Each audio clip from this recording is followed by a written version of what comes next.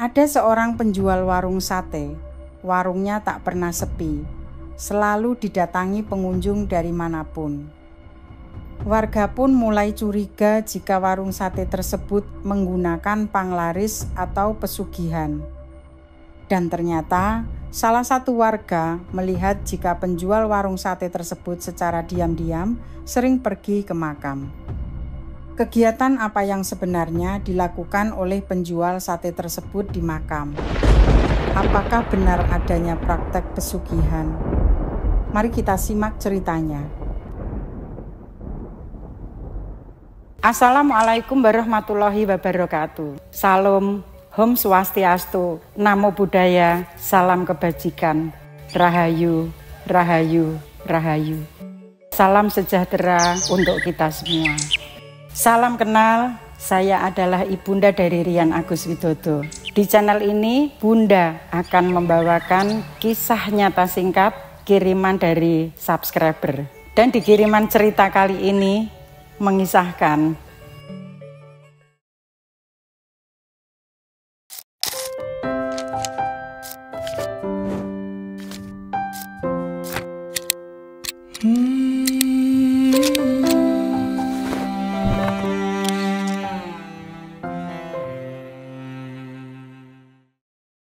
setiap sore, Bu Mutia selalu terlihat berjalan sendirian menuju makam. Warga sekitar sudah terbiasa melihatnya lewat di jalan yang sama tiap hari. Tak pernah sekalipun ia mengajak orang lain atau berbicara dengan siapapun. Yang membuat orang bertanya-tanya, tak pernah ada yang ia ziarahi secara jelas di sana. Saat sampai di makam, Bu Mutia hanya duduk di bawah pohon dekat salah satu nisan. Ia lalu mulai menyanyikan lagu-lagu Jawa dengan suara pelan. Lagu yang dinyanyikan selalu berbeda-beda setiap harinya. Tidak ada dupa, bunga, atau tanda-tanda ritual seperti orang ziarah biasanya. Orang-orang yang kebetulan lewat hanya bisa menebak-nebak apa maksud dari kebiasaannya itu. Warung sate milik Bu Mutia selalu penuh pembeli sejak pagi hingga malam. Meski tempatnya sederhana, pembeli rela antre cukup lama. Banyak yang bilang rasa satenya berbeda dari yang lain, tapi tak ada yang tahu resep pastinya. Beberapa pembeli bahkan datang dari luar kampung hanya untuk mencicipi dagangannya. Hal ini membuat orang-orang bertanya-tanya, apa yang sebenarnya membuat warung itu begitu laris? Warung Bu Mutia selalu ramai, sementara warung pedagang lain sering sepi. Beberapa dari mereka mulai merasa ada yang tidak wajar. Mereka membandingkan rasa, harga, bahkan lokasi, tapi tetap kalah saing. Rasa iri mulai tumbuh diam-diam di antara para pedagang. Suasana pasar pun perlahan menjadi tidak nyaman karena bisik-bisik tentang Bu Mutia. Beberapa pedagang mulai menyebarkan gosip tentang cara berdagang Bu Mutia. Ada yang bilang Bu Mutia menggunakan pesugihan agar dagangannya laris. Ada juga yang menyebut Bu Mutia memelihara tuyul untuk menarik pelanggan. Cerita itu makin liar karena kebiasaan Bu Mutia yang sering ke makam sendirian. Banyak warga mulai yakin bahwa Bu Mutia terlibat sesuatu yang berhubungan dengan makhluk gaib. Beberapa warga berencana ingin membongkar kebusukan Bu Mutia. Suatu sore, seorang pembeli terlihat memandangi gerobak Bu Mutia lebih lama dari biasanya. Wajahnya menunjukkan ekspresi bingung dan sedikit ragu. Ia mendekat perlahan dan memperhatikan bahan-bahan yang tertata di atas meja. Matanya tertuju pada sesuatu yang bergerak di antara tusukan sate mentah. Beberapa detik kemudian, ia mengaku melihat sesuatu yang mirip ekor tikus. Pembeli itu langsung mundur dan terlihat panik. Ia kemudian bercerita kepada orang-orang di sekitar warung.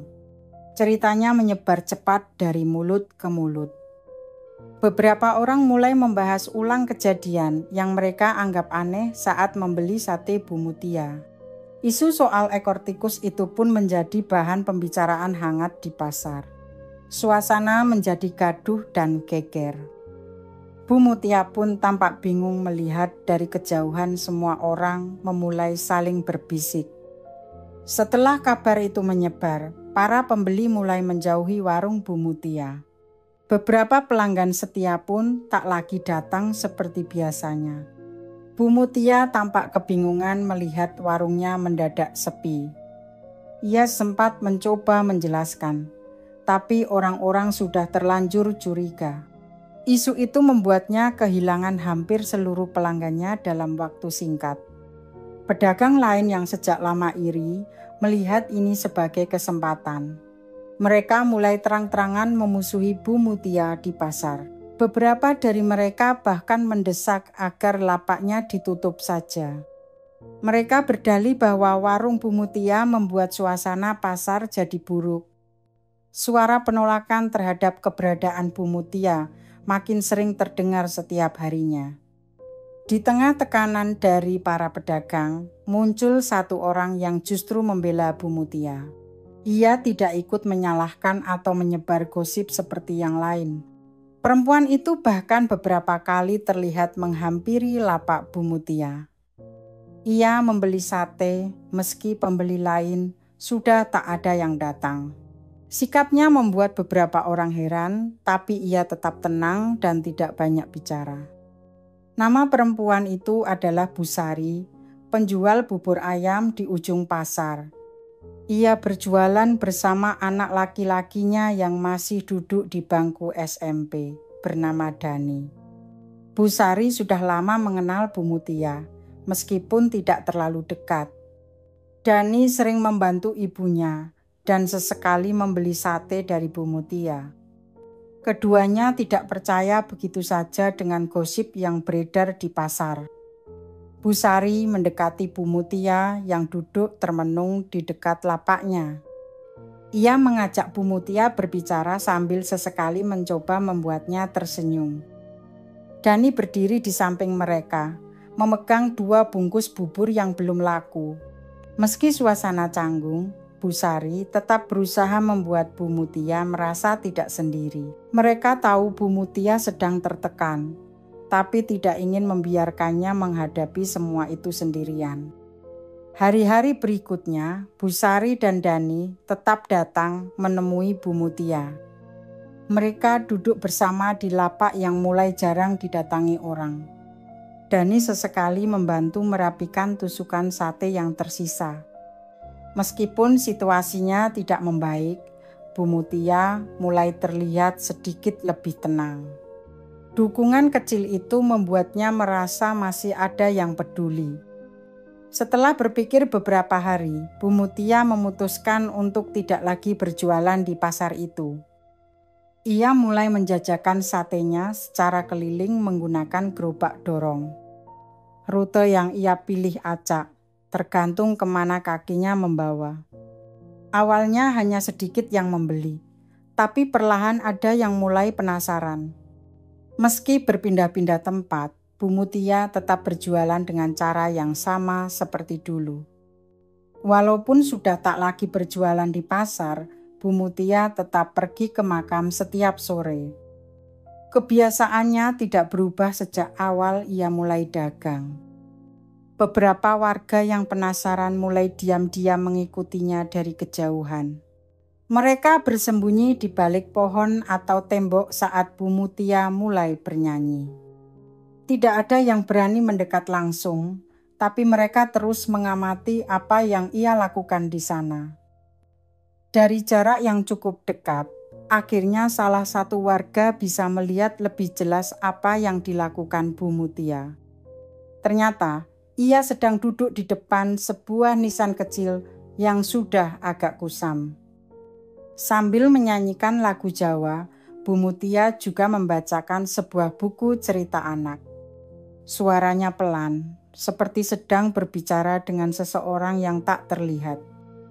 Warga itu baru menyadari bahwa Bu Mutia sebenarnya sedang berbicara pada almarhum putranya. Putra Bu Mutia sudah meninggal beberapa tahun yang lalu karena sakit. Semasa hidup, anak itu sangat suka lagu Jawa dan cerita dongeng. Setiap malam, Bu Mutia biasa membacakannya dongeng sebelum tidur. Setelah kepergian sang anak, kebiasaan itu tidak benar-benar ia hentikan. Menyanyi dan mendongeng di makam menjadi cara Bu Mutia menjaga ingatannya tetap hidup. Selama hampir 1 minggu, mata Bu Mutia terus berkedut tanpa sebab yang jelas.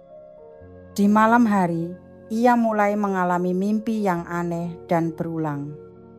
Dalam mimpinya, ada 2 orang cacat yang terus muncul dan seperti meminta tolong. Beberapa tahun kemudian, Bu Mutia sudah tidak lagi berjualan keliling.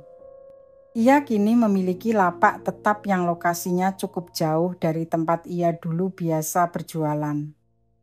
Lingkungannya juga berbeda, lebih tenang dan tidak banyak pedagang yang saling mencampuri urusan. Bu Mutia mulai mendapatkan pelanggan-pelanggan baru di tempatnya yang sekarang. Mereka datang karena mendengar kabar bahwa masakannya enak dan berbeda dari yang lain. Beberapa pelanggan bahkan menjadi langganan tetap dan sering merekomendasikan dagangannya ke orang lain.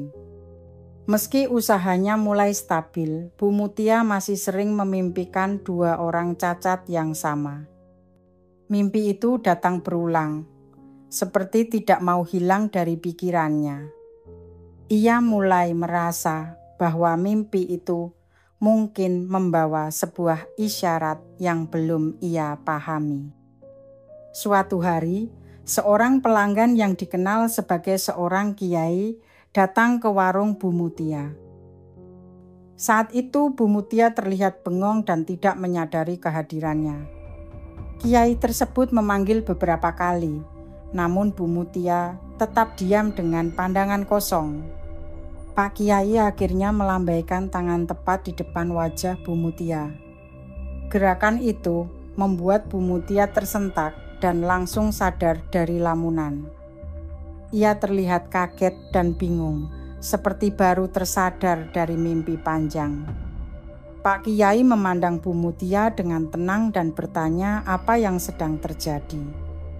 Ia juga menanyakan apa yang sebenarnya Bu Mutia pikirkan sampai terlihat begitu kosong. Bu Mutia terdiam sejenak, lalu perlahan mulai membuka mulut untuk menjawab. Bu Mutia akhirnya menceritakan semua hal yang ia alami kepada Pak Kiai. Ia menjelaskan tentang mimpi-mimpinya yang terus berulang dan sosok 2 orang cacat yang muncul. Wajahnya tampak lega, meskipun masih diliputi rasa bingung dan khawatir. Pak Kiai hanya tersenyum saat mendengar cerita Bu Mutia sampai selesai. Ia tidak langsung memberi penjelasan atau menanggapi secara panjang lebar. Senyumnya tetap tenang, seperti sudah memahami sesuatu yang belum diucapkan. Pak Kiai lalu memberi Bu Mutia semangat agar tidak terlalu memikirkan mimpi itu secara berlebihan. Ia menyarankan agar Bu Mutia lebih banyak berdoa dan memohon perlindungan kepada Allah. Menurutnya, tidak semua mimpi perlu dicari jawabannya, tapi bisa jadi hanya pengingat untuk lebih mendekat pada Tuhan. Berjalannya waktu, hari berganti hari. Beberapa bulan telah berlalu sejak kejadian yang menimpa Bu Mutia.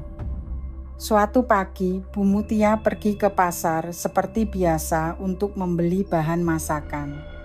Di sana, tanpa sengaja, ia kembali bertemu dengan Bu Sari, penjual bubur ayam yang dulu dibantu oleh putranya, Dani. Bu Sari terlihat jauh berbeda dari terakhir kali Bu Mutia melihatnya. Pakaiannya lusuh dan wajahnya tampak sangat lelah. Kondisinya secara keseluruhan terlihat memprihatinkan dan tidak terurus. Kini nasib Bu Sari benar-benar berubah drastis. Tubuhnya kurus kering dan langkahnya tampak lemas. Ia menadahkan tangan kepada orang-orang yang lewat, berharap ada yang memberinya makan. Bu Sari kini hidup sebagai pengemis jalanan. Ia duduk di pinggir trotoar tanpa tujuan yang jelas. Setiap hari ia hanya berharap belas kasihan dari orang asing yang lewat. Pertemuan itu membuat Busari terlihat canggung di hadapan Bu Mutia. Ia menunduk dan menghindari tatapan langsung. Rasa malu jelas terlihat dari raut wajahnya. Dengan mata berkaca-kaca, Busari akhirnya membuka suara. Ia meminta maaf kepada Bu Mutia dengan suara gemetar. Air matanya mulai mengalir saat ia mengakui kesalahannya. Busari menangis tanpa suara di tengah suasana yang hening. Ia terus-menerus mengucapkan kata maaf kepada Bu Mutia. Wajahnya penuh penyesalan atas apa yang telah terjadi. Bu Mutia terkejut melihat keadaan Busari yang begitu menyedihkan. Ia bingung kenapa Busari meminta maaf berkali-kali. Dalam hatinya muncul tanda tanya besar tentang apa yang sebenarnya telah terjadi. Busari akhirnya membuka rahasia yang selama ini ia simpan. Ia mengaku bahwa Dani, anaknya sendiri, adalah penyebab kebangkrutan Bu Mutia. Pengakuan itu membuat Bu Mutia terdiam di tempat. Busari menceritakan bahwa Dani yang menyebarkan gosip tentang gerobak sate Bu Mutia. Dialah yang diam-diam menaruh ekor tikus di dalam gerobak itu. Semua dilakukan tanpa sepengetahuan Busari. Dani merasa kesal karena dagangan Bu Mutia selalu lebih laris dari milik ibunya. Ia tidak tega melihat Busari duduk seharian tanpa pembeli. Dari situlah muncul niat buruk Dani untuk menjatuhkan usaha orang lain. Ternyata Dani tidak hanya mengganggu dagangan Bu Mutia saja. Ia juga pernah membuat masalah di warung lain di sekitar pasar. Dani rela melakukan apa saja agar warung ibunya terlihat lebih baik dari yang lain. Suatu malam, saat semua warung sudah tutup, Dani kembali beraksi.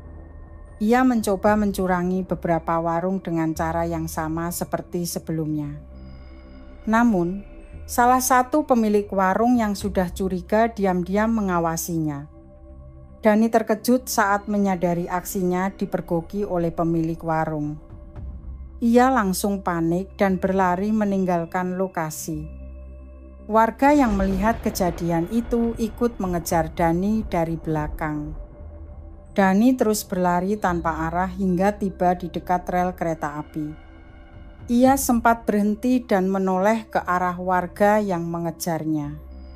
Saat itu juga, para warga tiba-tiba berhenti dan berdiri mematung di kejauhan. Melihat warga berhenti, Dani malah merasa menang.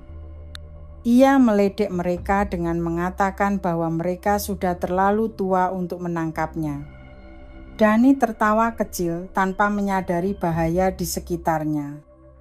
Dari kejauhan, warga berteriak agar Dani segera menjauh dari rel. Mereka memberi isyarat dengan tangan agar Dani menepi, tapi Dani tidak menghiraukan peringatan itu sama sekali.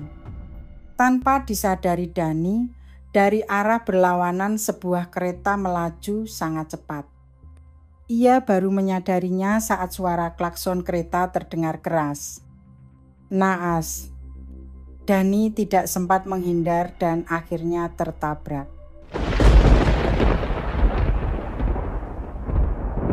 Busari juga menceritakan sesuatu yang selalu membuatnya gelisah sebelum Dani meninggal.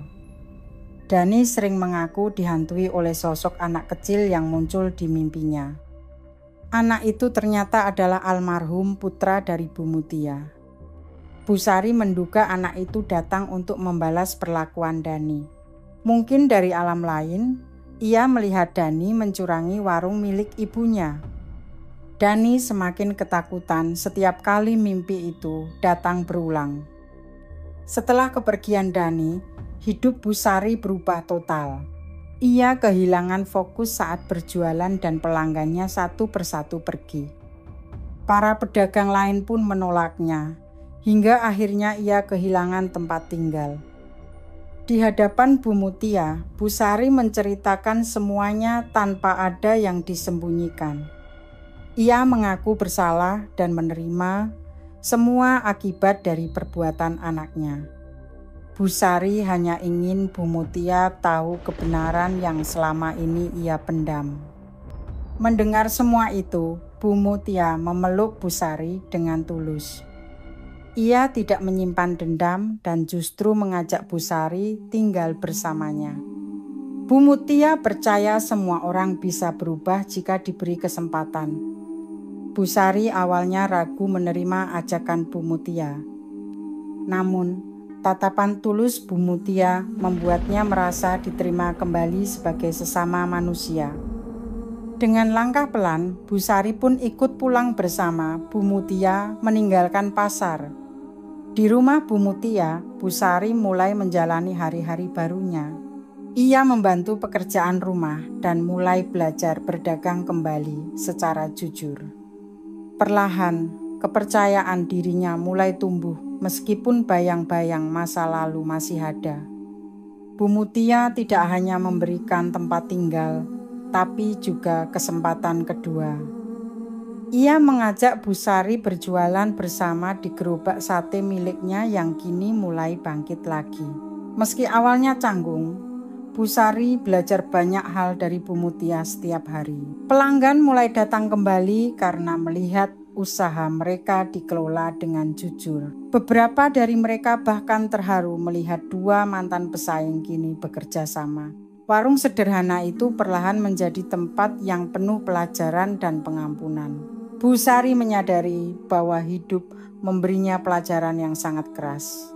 Namun, dari semua itu, ia belajar bahwa kejujuran dan penyesalan tidak pernah terlambat. Kini ia menjalani hari-harinya dengan rasa syukur dan tidak ingin mengulang kesalahan masa lalu.